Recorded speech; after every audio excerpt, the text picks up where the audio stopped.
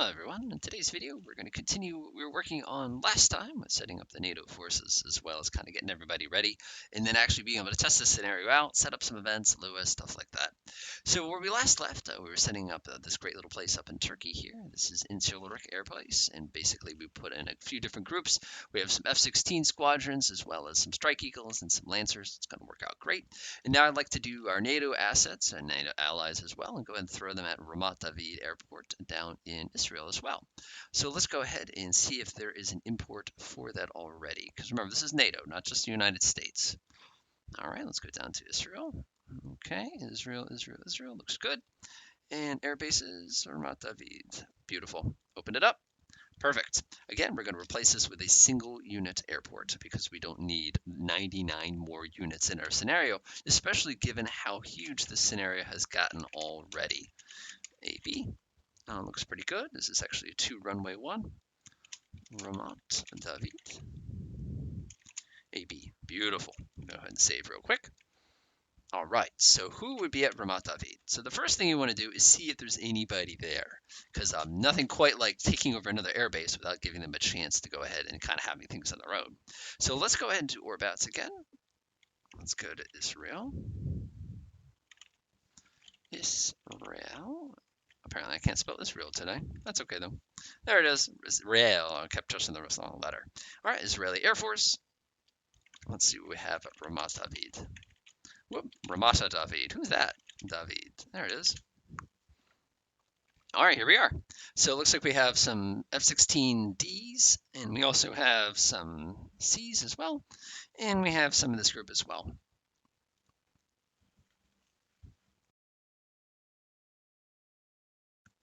All right, let's go ahead and set those in. F-16C. Let's see what we have here.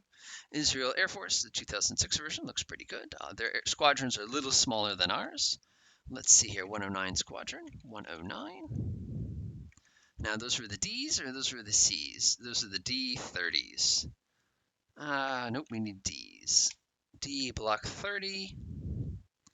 Delia, looks good. D Block, no, we need D Block 30s. Oh, I don't know if we have that one. There we go. D Block 30s, right there. Got it. So we got the 109th, and we also have some 40s as well. So let's go grab those. We'll go down to 40s. Looks pretty good. Okay, solid. And, is there any good reports here? Oh, actually, I don't think I've ever pressed that button. I'm just going to kind of let it, it doesn't do anything. Ha ha ha ha. So it looks like we also have the 117th here. And the 117th is operating 16C30s, F-16C. These are all block 30s. I believe that'll work pretty well right there. Looks pretty good. And we also have this group as well. These are going to be operating these helicopters. So that's a lot of aircraft at our disposal for the purposes of this given scenario. We could actually look up to see how many individual airplanes they are and poke around, but that's a lot. And again, like a lot.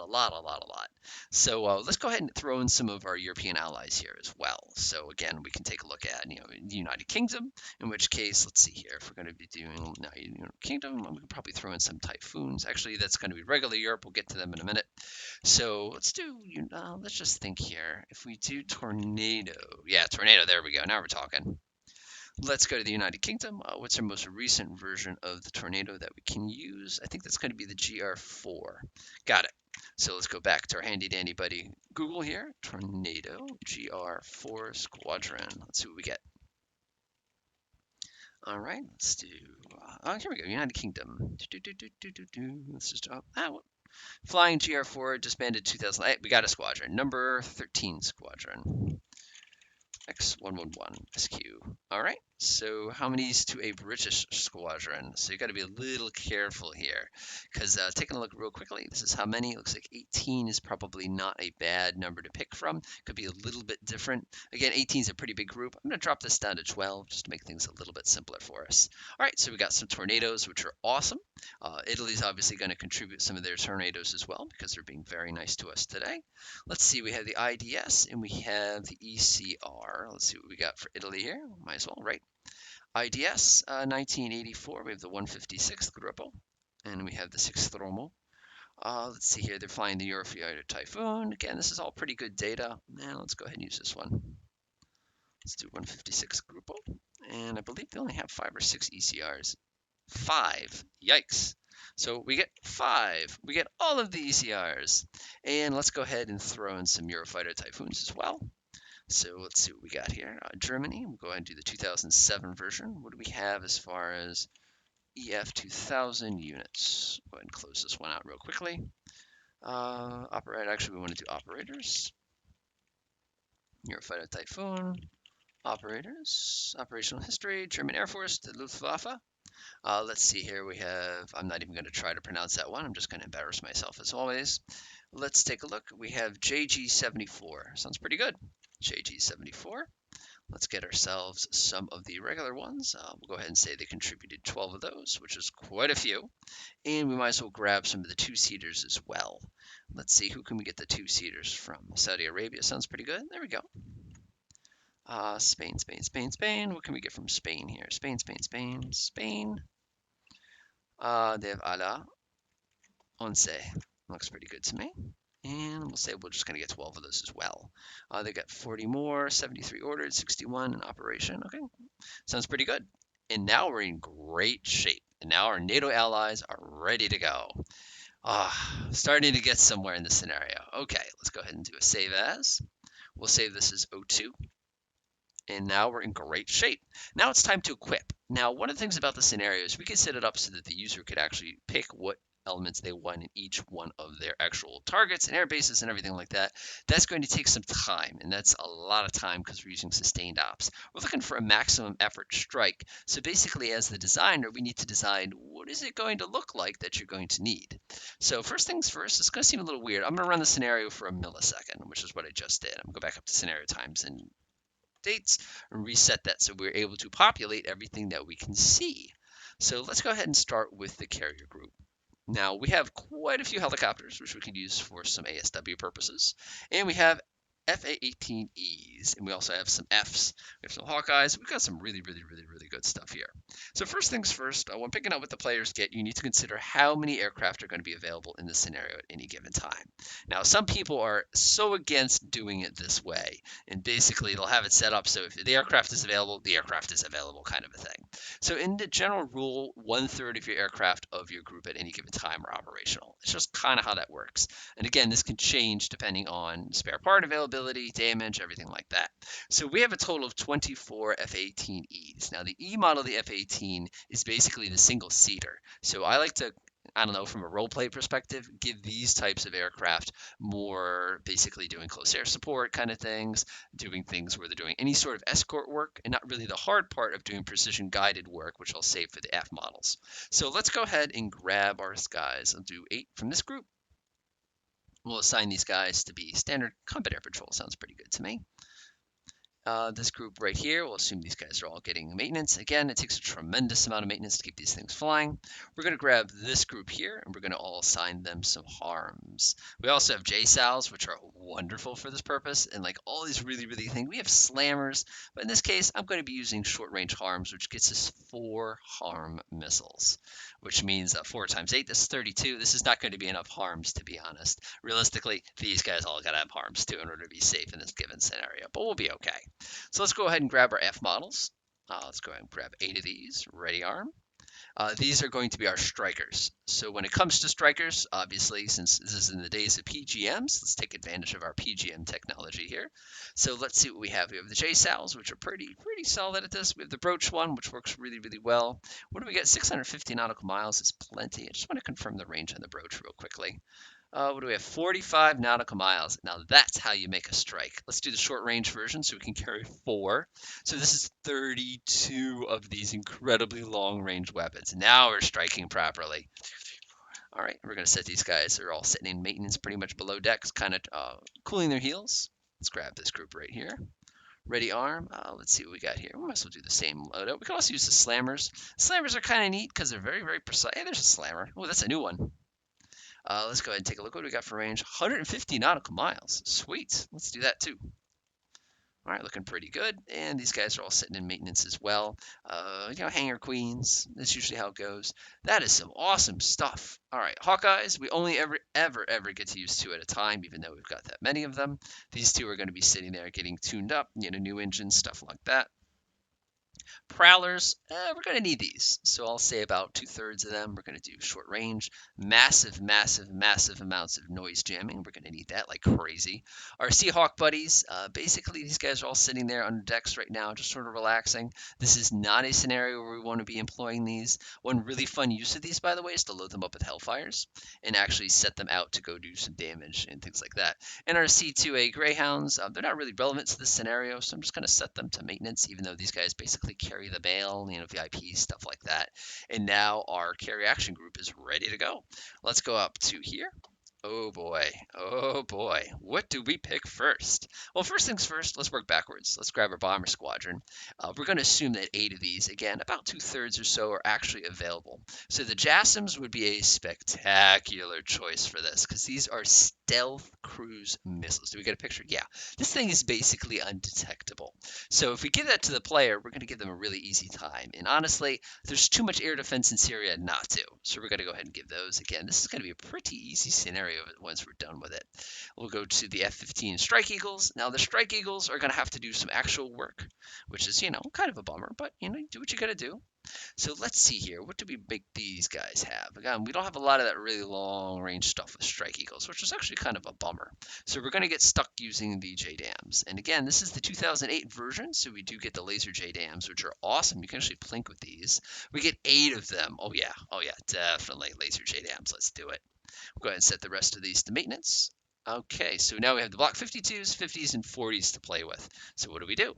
So for the first group, I'm going to go ahead and assign them to be dedicated, basically protect us from surface-to-air missiles. So I'll go ahead and grab some harms. We're going to need a stupid number of harms for this particular exercise. Go ahead and ready to immediately. Again, this is what you're giving the players to work with. So you can give them less. You can give them all Mark 82s if you want to make this difficult.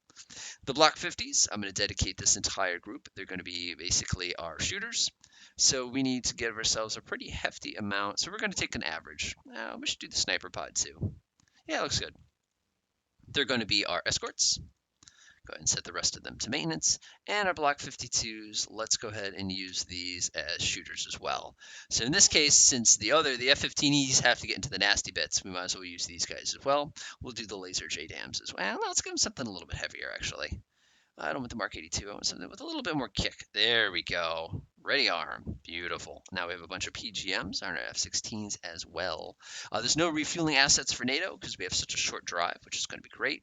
I'm happy with that. I'm not going to change any more of those details. All right, let's go to Ramatavid. So we have a couple different groups here to play with. Again, just smaller groups. Now, you could get a little political. You could get any way you want with this, but basically countries that don't have bigger military budgets can't throw as many aircraft in the air at a time. So we're going to represent this by only being able to use 1/3 of each individual of these units. So we get 6. So the D model, that's a 2-seater. So whatever we use it for is going to lend itself well for 2-seating purposes. So in this particular case, since we're going to be targeting their chemical facilities, let's go ahead and equip them with harms. We're going to need a lot of harms in this scenario. We're going to go ahead and set this to maintenance. We have the DGs. We're also going to use these particular aircraft for the purpose of harms. I know you're sitting there going, why are you using so many of these things? You're going to need them all. Trust me. I'll do some maintenance there. We have the C models. Again, we'll go ahead and grab 6 of them because this is all we're going to get. We'll go ahead and equip these guys with Pythons. We'll do heavy. These are going to be our air-to-air escorts. Again, air-to-air is probably not going to be as big of a concern as everything else. The GR4, this is a really, really nice fixed-wing attack aircraft. They're obviously, again, the UK, pretty hefty military budget there, so I'm actually going to say that we get about that many as well. They're going to be carrying the very, very short-range alarms. It's not that short range. They're short range. The alarms are not. The alarm is a wonder missile, by the way. Eurofighter, these are basically going to have to be air-to-air, as you can see. So we have intercept, heavy cap, standard cap. We'll set them as standard cap. The Eurofighters have another really neat quirk to them, and that's that magical Captor radar in the front. The Italians, with the Gruppo, we're going to go ahead and equip these with harms as well. I know you're sitting there going, this seems like an awful lot of harms. Trust me, you're going to need them. Ready arm. Let's go ahead and say we'll give these to standard cap. Oh, we can drop some bombs too. Yeah, we'll let them drop some bombs. We'll do Mark 83s. What does that get us for range? 180, too short. We need the one that gives us a little bit more room. Ready arm, maintenance available, done, done. NATO is now ready to go. The CIS is now ready to go. The only people we have to take a look at now is Syria. So I'm going to go ahead and save this scenario. And then we're going to go switch over to the Syria side. And we're going to start getting everything ready for them. Syria, okay, let's go ahead and start from the top. All right, so these are training aircraft. So they basically have no point in being in our scenario other than to be irritating, which is actually kind of a fun way to use them. Syria does not have the best infrastructure as far as aircraft goes. So if you have more than 4 in a squadron ready to go at any time, I'm impressed. So let's go ahead and equip them for some long-range rocketry here. I actually want them to be already equipped. We'll do ready immediately. I'm assuming the rest of this group here is probably not able to do anything. They're probably going to be sitting there with missing wheels and stuff like that. Again, I'm not trying to be mean or anything like that. It's just the reality is it's very difficult to maintain an airplane. So that looks pretty good there. All right, we'll scoot over to do MR. Okay, so MiG-23 MS, it's getting a little old. So again, you're not going to have a lot of these available. So let's see here. We're definitely going to be in air-to-air configuration here. Grab the rest of them. Technically, you could just delete the rest of them because you're not going to be able to shoot at them anyway. These L-39s, we're going to, again, this would be a training squadron is probably what you're dealing with here. They're probably going to be carrying some rockets or bombs or something like that. Again, this is more of a role play kind of way of looking at things. The ZOs are slightly different than the ZAs. So let's go ahead and say they're equipped with these. And we'll say the rest of that squadron is all sitting in maintenance. These guys can be tooling around doing training exercises while everybody else is flying around. I don't know. That's an airplace right there.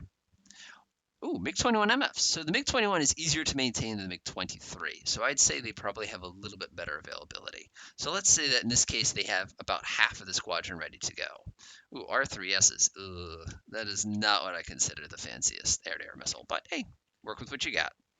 All right, let's go ahead and save this one. We've already got them all set. Scoot down to Hama Air Base. MFs, so these are very difficult to maintain as well, so there's probably not going to be as many of them available. The rest of these, again, if you're playing a attack the airport sort of scenario, you could come in here and you could destroy all of them on the ground if you really wanted to. But we're not doing so. It's not the point of the scenario. MiG-21 BIS, again, it's going to be a little easier to take care of these, so we're going to go ahead and have a few of these. Oh, R60s. Ooh, that's going to be scary. I don't like R60s. I hate the M version. That thing is a legitimately good missile. All right, ready them immediately. Remember, they only have sustained ops. So it looks pretty good. All right, scroll down here. We're going to go over to Charette. MFs, again, you're going to have the same exact problem. It's going to be very difficult to keep more than too many of these going at a single time. Again, we could delete all of them. We could also randomly select this. I'll actually get a dice out from time to actually roll how many are available. Now, the Fitter is an older style aircraft. It is not an air-to-air aircraft, but you can use it for air-to-air purposes. So let's go ahead and get that ready to go. Set that to maintenance for the rest of the squadron. Let's go ahead and grab this group as well. And this is the M4 version. I'm going to equip them for air-to-air purposes, even though they're an air-to-ground sort of aircraft. Again, do what you got. Close that out. Save your game. Tias. Again, we have some more M4s here. We'll say about half of them because they're not impossible to maintain. Go ahead and grab that right there as well. Maintenance ready available. Go ahead and close that. Oh, MiG-25s. Now, these aircraft are nice, but they're probably ancient. I'd be amazed how many of these still actually can fly. That being said, they probably still can.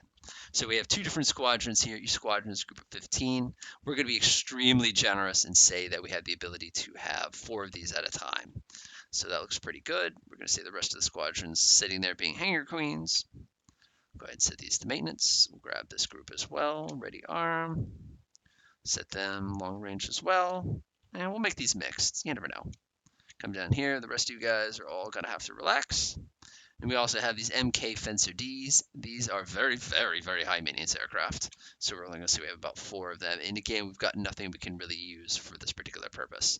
So let's just equip them with some, I don't know, Fab 250s. Just because, again, these are more for role-playing purposes. We could delete that squadron because they don't form any purpose.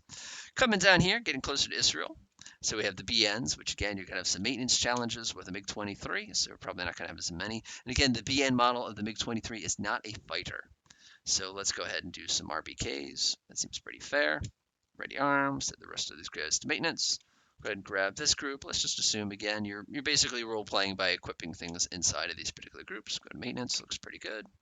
All right, let's go to Sequoia. MiG-29s. This is one of the most advanced aircraft Syria has. So chances are if they're going to put money into things, they're going to put it into the MiG-29s. So I'm going to say that we probably get 6 out of each squadron available.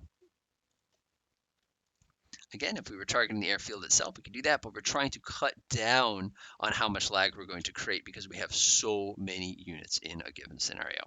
So we actually want to go ahead and ready arm. Make sure that we ready immediately, otherwise they're not going to be available at the beginning of the scenario. Go ahead and set these guys to maintenance.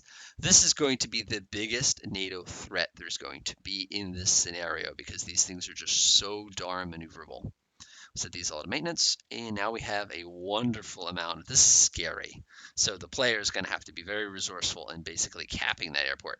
All right, we have some MLs, which again, you're going to have those maintenance problems. It looks like I had a little bit of fun going ahead and setting this up. So I'll grab this group, set these to the Apex missile, which is, it's okay. You can actually outfly it. It's kind of neat.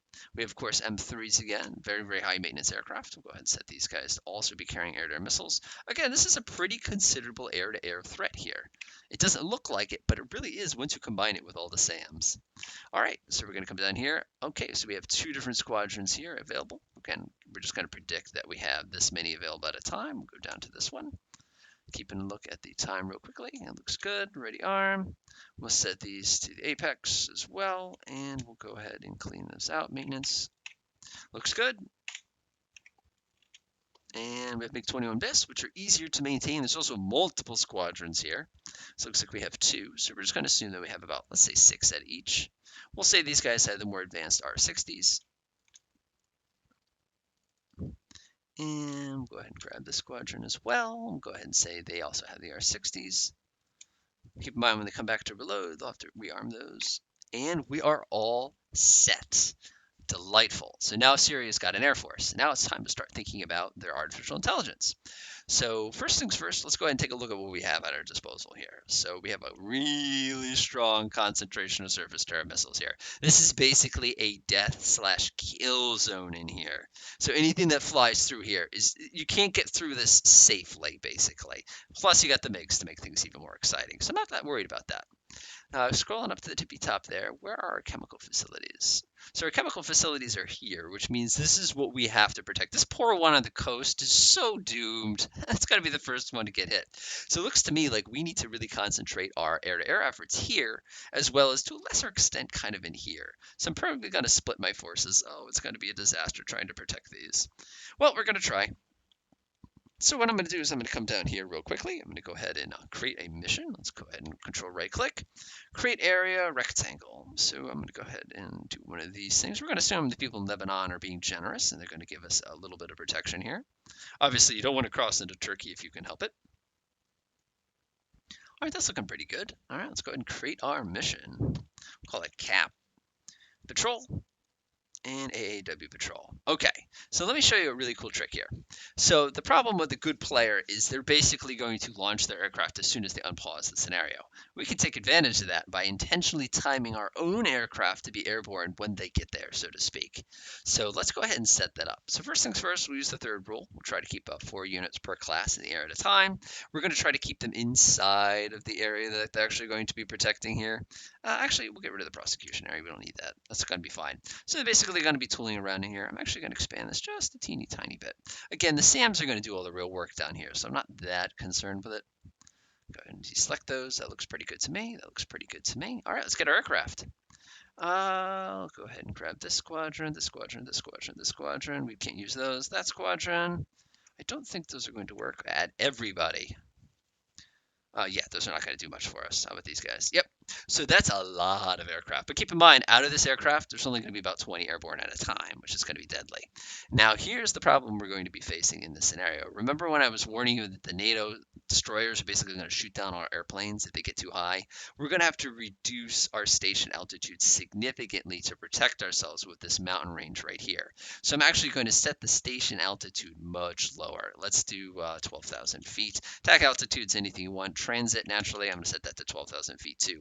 We've got to keep them low, otherwise NATO will slap them out of the skies, basically with their ship-based SAM systems. And that's not a fun scenario, if you ask me. Okay, so the other thing I'm going to do is I'm going to delay this mission. I don't want it to activate until, let's say, it's going to take them, what is that, a distance of 100 nautical miles.